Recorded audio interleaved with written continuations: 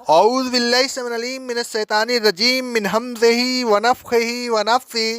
سورہ آل عمران کی آیت نمبر 77 میں اللہ رب العالمین فرماتا ہے، بے شک جو لوگ اللہ کے عہد اور اپنی قسموں کو تھوڑی سی قیمت کے عوض بیچ دیتے ہیں، ان کا آخرت میں کوئی حصہ نہیں۔ اللہ قیامت کے دن نہ ان سے بات کرے گا، نہ ان کی طرف دیکھے گا اور نہ ان کو پاک کرے گا، بلکہ ان کو دردناک عذاب ہوگا۔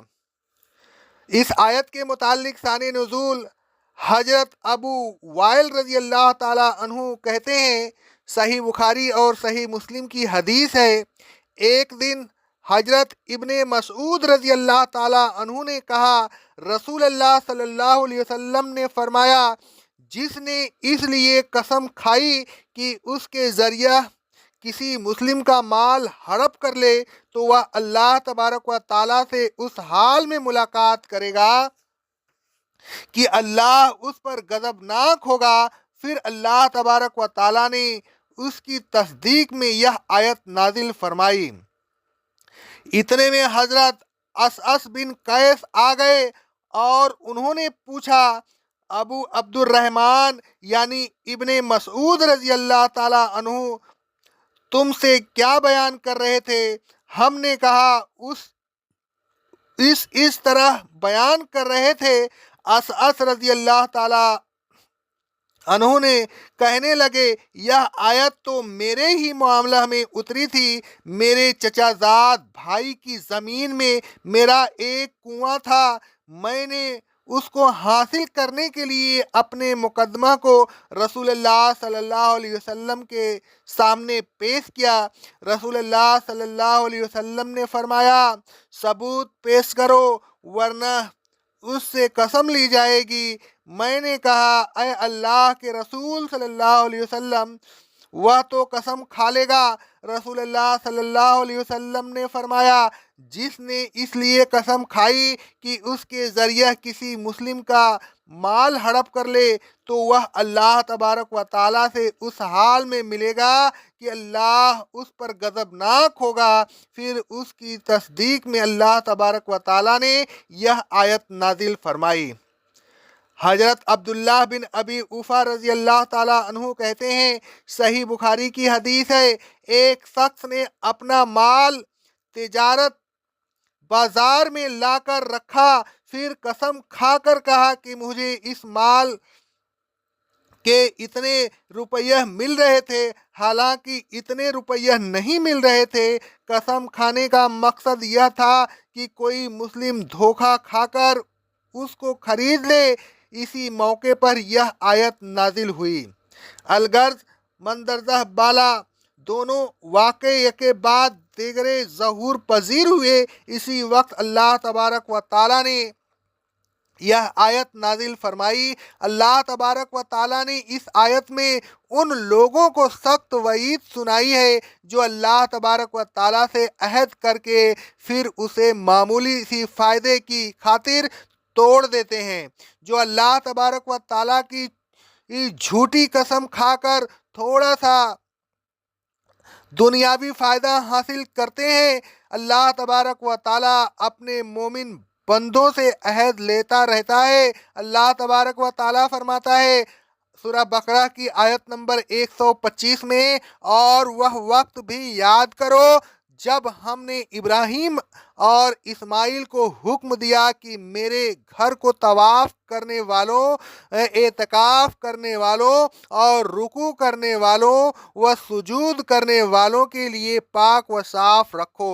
اللہ تبارک و تعالیٰ فرماتا ہے سورہ یاسین کی آیت نمبر 60 میں، اے بنی آدم، کیا میں نے تم سے عہد نہیں لیا تھا کہ شیطان کی عبادت نہ کرنا؟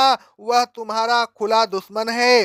بعض دفعہ بندے خود بھی اللہ تبارک و تعالیٰ سے عہد کرتے ہیں۔ اللہ تبارک و تعالیٰ فرماتا ہے سورہ التوبہ کی آیت نمبر 75 میں، ان میں سے بعض ایسے بھی ہیں جنہوں نے اللہ سے عہد کیا تھا کہ اگر اللہ انہیں اپنے فضل سے مال عطا کرے گا تو وہ ضرور اللہ کے راستے میں صدقہ دیں گے۔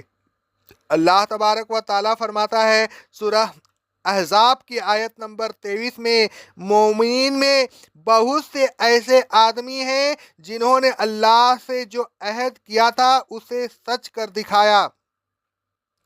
اللہ تبارک و تعالیٰ سے کیے ہوئے عہد کو پورا کرنا بہت ضروری ہے۔ اللہ تبارک و تعالیٰ فرماتا ہے سورہ النحل کی آیت نمبر 91 میں، اور جب تم اللہ سے کوئی عہد کیا کرو تو اسے پورا کیا کرو۔ اللہ تبارک و تعالیٰ فرماتا ہے سورہ انعام کی آیت نمبر 153 میں، اور اللہ کے ساتھ جو عہد تم کر چکے ہو اسے پورا کرو۔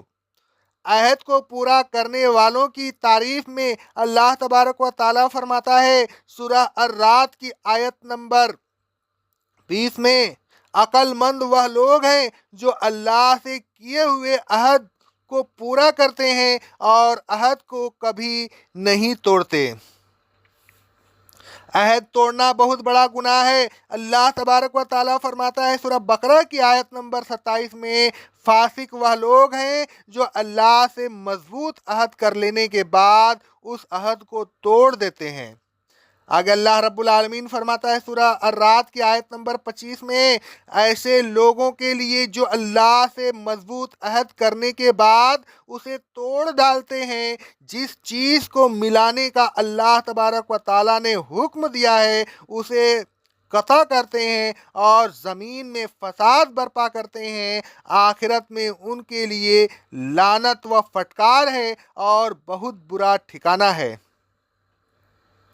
اللہ تبارک و تعالیٰ فرماتا ہے سورہ النحل کی آیت نمبر 95 میں، اور اے ایمان والو، اللہ کے عہد کو بیچ کر دنیا کی تھوڑی سی قیمت نہ لو۔ اگر تم اللہ کے عہد کو پورا کرو گے تو اللہ کے یہاں جو اجر تمہیں ملے گا، اگر تم سمجھو تو تمہارے لیے بہت بہتر ہے۔ اللہ تبارک و تعالیٰ فرماتا ہے سورہ احزاب کی آیت نمبر 100 میں، اور اس سے پہلے یہ اللہ سے عہد کر چکے تھے کہ لڑائی سے پیٹھ نہیں پھیریں گے، لیکن انہوں نے اس عہد کو پورا نہیں کیا۔ انہیں خبردار ہو جانا چاہیے کہ اللہ سے کیے ہوئے عہد کے متعلق قیامت کے دن باز پرس ہوگی۔ مندرجہ بالا آیت گویا ان الذین یشترون بعہد اللہ کی تفسیر ہے۔ عہد اور میثاق کی خلاف ورزی کے بعد اللہ تبارک و تعالیٰ نے جھوٹی قسمیں کھانے کا ذکر فرمایا۔ جھوٹی قسم بھی اللہ تبارک و تعالیٰ کو سخت ناپسند ہے۔ رسول اللہ صلی اللہ علیہ وسلم فرماتے ہیں، صحیح بخاری کی حدیث ہے، جھوٹی قسم سے چیز تو بک جاتی ہے لیکن برکت سلب ہو جاتی ہے۔